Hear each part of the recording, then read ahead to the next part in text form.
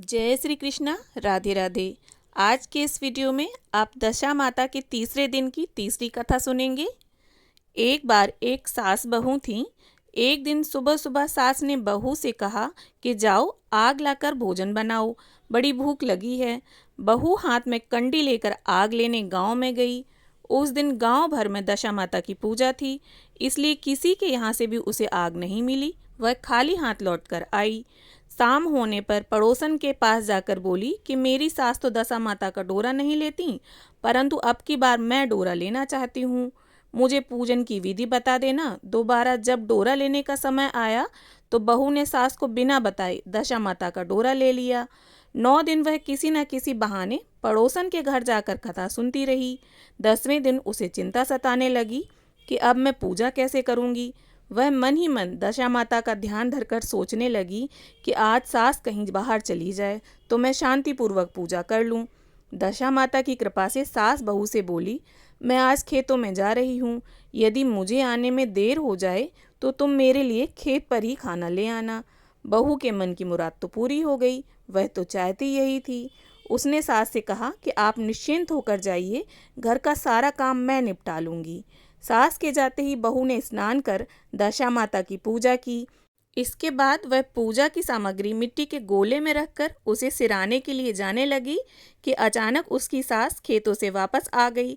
सास को देखकर बहू ने जल्दी से उस गोले को दही की मटकी में छिपा दिया। उसने सोचा कि उचित समय पर गोले को दही से निकालकर विसर्जित कर आऊंगी। सास ने आते ही बहू से कहा, तुम मुझे खाना देने क्यों नहीं आई? अब तक क्या कर रही थी? बहू ने कहा कि आज मैंने सर के बाल धोए थे, उनके सूखने में देर लग गई, इस कारण भोजन बनाने में भी देर हो गई। मैं थाली लगाती हूँ, आप गुस्सा त्याग कर भोजन कीजिए। सास का गुस्सा कुछ ठंडा हुआ।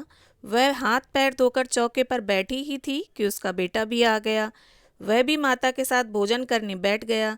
सास भोजन करके उठना ही चाहती थी कि उसका बेटा बोला कि मुझे तो दही चाहिए। सास ने बहू से दही देने के लिए कहा। बहू बोली, मैं तो रसोई में हूँ, आप ही इन्हें दे दीजिए। सास हाथ धोकर दही लेने गई, परंतु जैसे ही उसने दही की मटकी उठाई तो उसमें कुछ खड़खड़ाने की आवाज़ आई। उसने हाथ डालकर देखा तो उसे एक बड़ा सोने का गोल मिला। इस पर सास ने आश्चर्य से बहू से पूछा, इस दही की मटकी में यह सोने का गोल कहाँ से आया?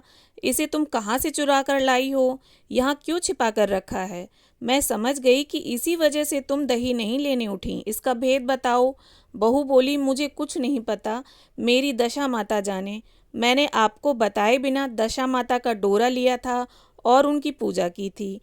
आपके आ जाने के कारण मैं इसे विसर्जित करने नहीं जा सकी। आपके डर से मैंने इसे दही की मटकी में छिपा दिया था। दशा माता ने इसे सोने का बना दिया, मैं इसमें क्या कर सकती हूँ? सास ने बहू को गले से लगा लिया और कहा, अब मैं भी तुम्हारे साथ डोरा लूँगी और विधिवत दशा माता का व्रत और पूजा किया करूँगी।